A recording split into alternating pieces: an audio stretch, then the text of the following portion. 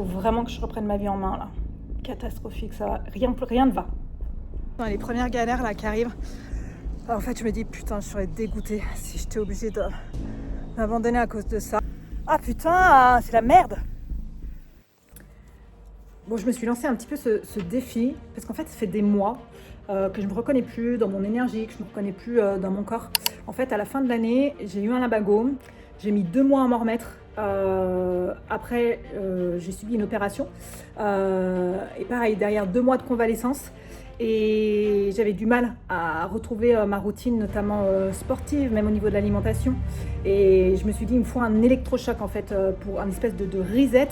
Et je me suis dit, je vais faire un truc que j'ai toujours rêvé de faire, mais que j'osais pas en fait pour me prouver que je suis capable. Et moi, je fonctionne comme ça. Et du coup, c'est pour ça que j'ai décidé, sur un coup de tête, je suis allée acheter du matos de bivouac. Et puis, je suis partie bivouaquer. Je t'avoue que ça n'a pas été si simple que ça. Bon, sur un coup de tête, je suis partie m'acheter du matos pour bivouaquer. C'est un truc que je rêve faire depuis des années. Et là, je me suis dit, let's go. On y va, sinon tu le feras jamais.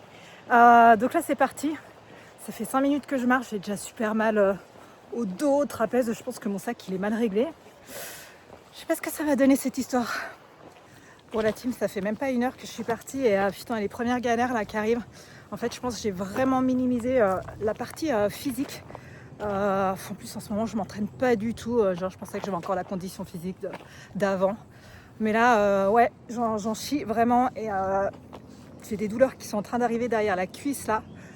En fait, je me dis putain, je serais dégoûtée si j'étais obligée de m'abandonner à cause de ça. Ça fait chier. Donc franchement, c'est chaud là. Je sais pas si tu vois, on se rend pas trop compte, mais ça monte de fou. J'ai de plus en plus mal à la cuisse. Putain, je peux quand même pas m'arrêter là quoi. Bon, c'est dur là, j'en chie, putain. Ça faisait vraiment très longtemps que j'avais pas ressenti des sensations comme ça là. Mais en même temps, je crois que ça me fait du bien. Ah, ça y est, je suis arrivée. 2 heures de marche. J'ai fait un tout petit peu moins de 1000 mètres de dénivelé. Putain, je suis cuite. Ah, ça rase. J'ai qu'une envie, c'est de me poser. Mais je vais déjà monter ma tente parce que là, si je me pose, je ne vais plus rien faire. En plus, je suis en hypo, j'ai faim. Mais je vais être bien là, regarde. Bon, allez, c'est parti, on va monter cette tente. Attends, je te montre. Voilà, ça commence bien. Un plan de merde. Ah, punaise. Putain, des fois, je te jure, je me demande pourquoi j'ai fait ça. Allez, ça va aller. Bon, allez, c'est parti. C'est vraiment pas gagné. Ça, je pense que ça va être le truc le plus challengeant pour moi. Monter cette putain de tente. Non, mais tu y crois, je suis en train de monter ma tente juste quand là, il y a le vent qui se lève. Ça s'envole de partout. Ah putain, c'est la merde. Bon, il y a ça à monter. Ça, c'est tout en une seule partie. Voilà, ça va être sympa, putain. Je me calme parce que j'y arrive pas. J'arrive pas. Voilà. Donc là, c'est soit j'envoie tout chier que je redescends, soit je vais me faire une petite cohérence cardiaque et je vais reprendre tranquillement. Bon, j'ai déjà réussi à faire ça. C'est pas mal. Bon, ça va, regarde. J'ai réussi à monter la première partie. En fait, c'était pas si dur quand on se concentre un petit peu et qu'on lit le mode d'emploi. C'est cool, j'y suis arrivée. Bon, maintenant, le petit matelas, le petit duvet. Je te montrerai un petit peu mon gîte 5 étoiles. Et je te montre la vue. Je pense que demain matin, ça va être juste incroyable. Est-ce que je vais bien dormir? On verra. Je te montre. Hop, là. On est pas mal, un petit coussin. Non, je pense que je vais être bien. Bon, top. Je t'avoue que je suis cuite. En plus, premier jour de règles, j'ai mal au bide comme jamais. Et comme disait ma mère quand on était petite avec ma sœur, quand on avait nos règles et qu'on avait mal au ventre, elle disait partez courir. Voilà. Moi je vais bivouaquer. Maintenant on va se préparer à manger. Ça aussi c'est encore une aventure, jamais fait de ma vie. Je sais même pas si je vais être capable de faire fonctionner le truc à gaz là. En tout cas, au menu, on a purée de pommes de terre à la viande hachée. Voilà. Je sais pas quoi te dire. Putain, je suis un boulet, j'ai rien regardé avant de partir comment ça marchait. Moi, j'ai déjà réussi à faire la petite casserole avec la poignée, c'est pas mal. Par contre, je dois... Bah ouais, il va falloir que je mette ça là-dessus. Il faut que j'enlève ce petit truc-là. Allez, parfait, l'eau est en train de bouillir. On va verser tout ça là-dedans. Ça fera le bon petit repas. En attendant, on profite de la vue.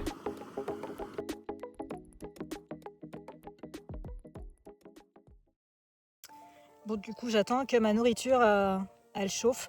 Je voudrais en profiter pour te faire passer un petit message. C'est que, en tout cas, moi aujourd'hui, les filles que j'accompagne, c'est des femmes qui ont plus de 40 ans, qui sont sur cette phase de transition hormonale qu'on appelle la péri et ménopause. Et je suis en plein dedans. Et je peux t'assurer que c'est pas forcément facile. Tu vois ton corps qui est en train de changer.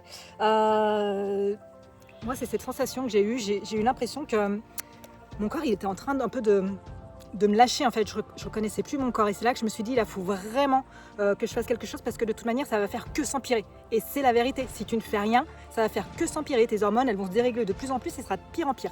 Et moi, ce que j'aime bien dire, en tout cas, c'est que les femmes aujourd'hui que j'accompagne, elles se font un beau cadeau parce qu'elles se donnent le droit de s'offrir des années de vie en bonne santé supplémentaires. Et c'est comme ça que je vois les choses. Je t'explique. En fait, pour moi, demain, ton corps, il ne doit pas être une limite. Tu dois pouvoir faire tout ce que tu as envie de faire, que tu aies 40, 50, 60, 70 ans. Mais ça, tu es la seule responsable en fait. C'est à toi de voir ce que tu as envie de faire. Est-ce que tu es capable de te challenger? Est-ce que tu es capable d'investir de ton temps, de ton énergie sur toi? Est-ce que tu es capable de te prioriser pour prendre soin de toi? Ou est-ce que tu veux continuer à te dire c'est pas le moment, j'attends le bon moment? Donc je te le dis tout de suite, spoiler alert, le bon moment, tu le trouveras jamais. Ça sera jamais le bon moment, il y aura toujours quelque chose. Par exemple, en ce moment, j'ai pas mal de filles qui me disent ouais, ça, super motivée. Par contre, j'attaquerai en septembre après les vacances.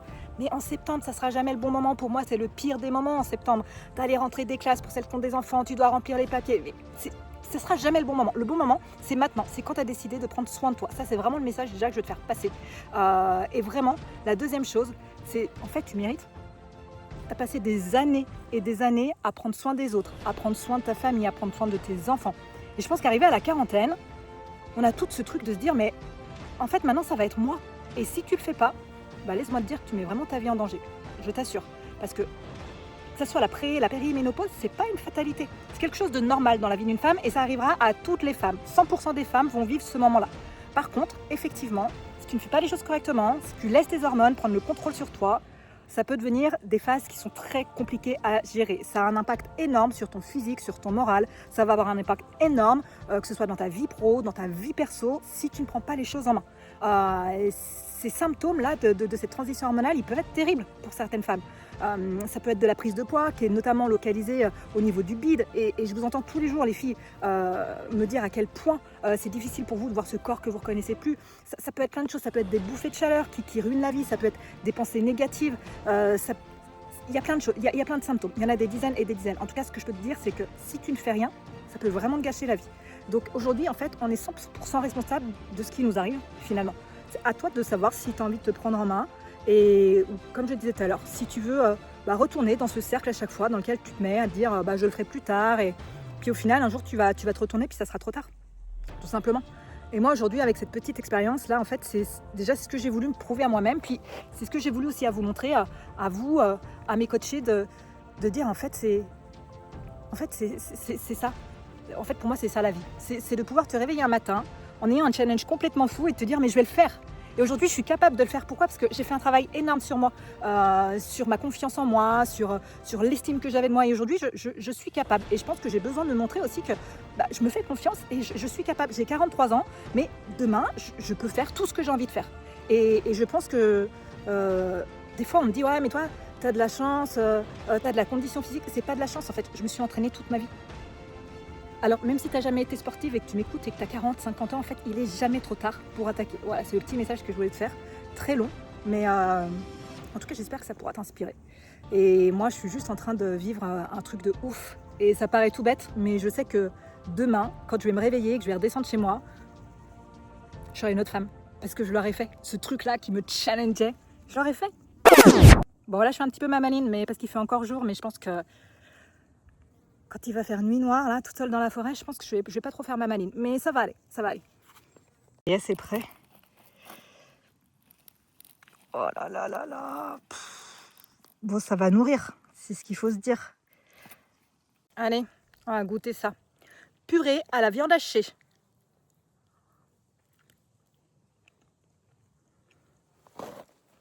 Ouais. Franchement, c'est pas pire, ça se mange. C'est incroyable. Putain, le bien que ça fait d'être seule là, au milieu de la nature, avec rien. Putain, c'est ouf. Comme quoi, tu vois, on minimise en fait les petites choses. Des fois, t'as l'impression de devoir faire des trucs de dingue pour te surpasser, pour recharger. Bah non, en fait, tu prends une tente et je sais pas, tu vas te poser au sommet d'une montagne et après, chacun son truc. Moi, c'est ça qui m'appelait, mais peut-être que toi, c'est un autre défi. Mais ça, je suis quand même assez d'accord qu'on n'a vraiment pas besoin de grand-chose et ça fait du bien. Parce qu'aujourd'hui, la société, elle nous amène au contraire. Toujours plus, consommer plus. Je sais pas si je vais pas me construire une petite yourte avec des toilettes sèches, moi. Non, je déconne quand même. Maintenant, il faut que je trouve une petite source d'eau. Donc, je suis à côté d'un chalet d'alpage, mais il n'y a personne. Mais il y a très certainement, je pense, une petite source pour remplir cette petite gourde. Alors, à l'intérieur, il y a un petit filtre, ça veut dire que je peux prendre de l'eau même si elle n'est pas potable. Ça va marcher. Et ben voilà. C'est parfait, ça. Tu sais, avant, en fait, tout le monde me disait que j'étais hyper active, que je tenais pas en place. Et c'est vrai, tu vois, quand j'étais pompier, je faisais des gardes de 24 heures. Et j'avais 48 heures de repos. Mais pendant mes 48 heures de repos, je ne me reposais jamais. Il fallait toujours que je sois en activité. Soit j'allais faire du sport ou j'allais aider mon papa sur ses chantiers. Mais je ne voulais pas, en tout cas, rester posée à rien faire. Et voilà, je me disais que j'étais hyper active et que c'était comme ça. Mais en fait, pas du tout. Je sais maintenant pourquoi je ne voulais pas rien faire. Parce que le problème, c'est que quand tu ne fais rien, qu'est-ce qui se passe ? Bah, tu penses. Et quand tu penses, bah, forcément, si tu es un petit peu honnête avec toi, bah, moi, par exemple, forcément, j'étais pas à ma place dans ma vie où j'étais avant. Ça veut pas dire que j'étais forcément malheureuse, mais c'était pas ça que je voulais. Et forcément, si je me posais et que j'analysais un petit peu la chose et que j'étais un petit peu honnête avec moi, bah, ça m'aurait amené à prendre des décisions qui auraient été un petit peu challengeantes, mais j'avais pas envie de ça. Donc du coup, qu'est-ce que je faisais ? L'autruche, la tête dans le trou. Plutôt que de mettre la tête dans le trou, bah, je m'occupais tout le temps. Et tu vois, aujourd'hui, par exemple, bah, là, je suis livrée à moi-même. Je suis seule avec moi-même, j'ai rien d'autre à faire.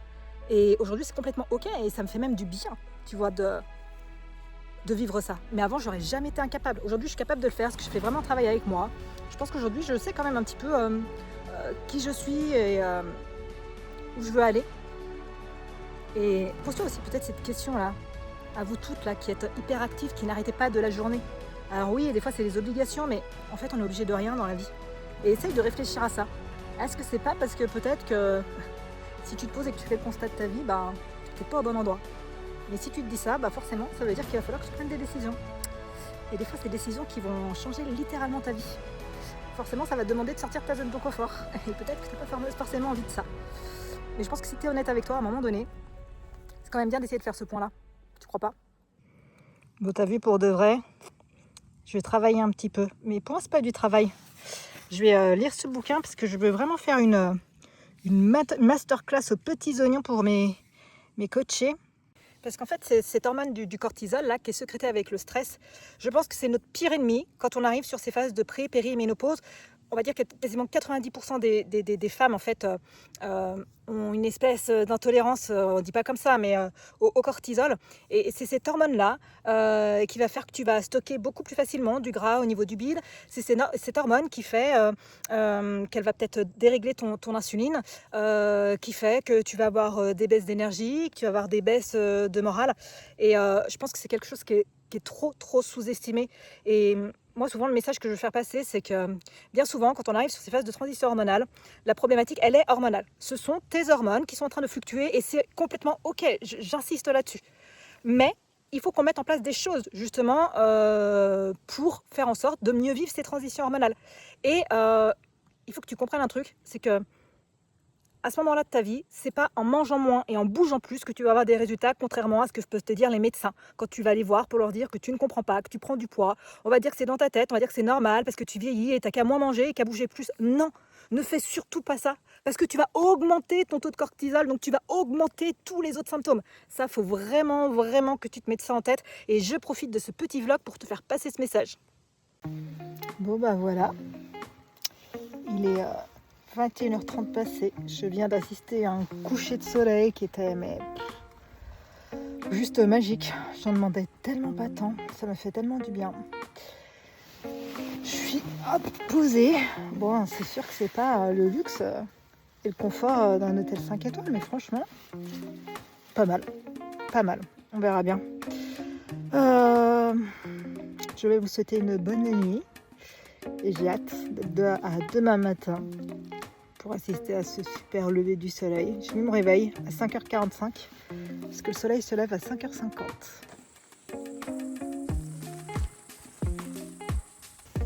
Bon, il est 5h50. J'ai mis mon réveil pour assister au lever du soleil. On va pas se mentir, je n'ai pas passé la meilleure nuit de ma vie quand même. Tu vois ma gueule. Mais c'était cool, je suis trop contente de l'avoir fait. Je suis partagée dans les émotions. Je vais attendre un petit peu, je sais pas.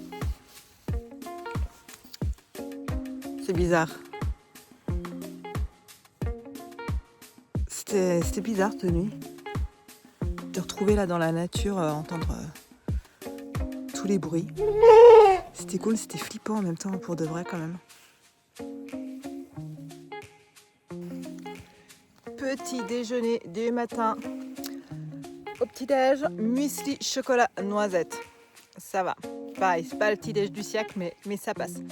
Et je sais pas si tu vas voir, mais là, j'ai un lever du soleil qui est juste incroyable. Je suis trop heureuse d'avoir réussi à faire ça. Mais vraiment.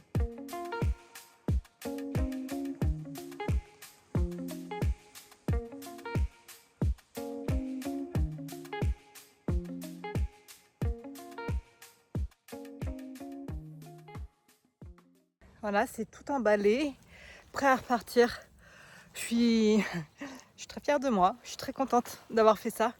Je crois que c'était le petit truc qui me manquait pour repartir sur la bonne énergie, que ce soit dans ma vie perso, que ce soit dans ma vie pro.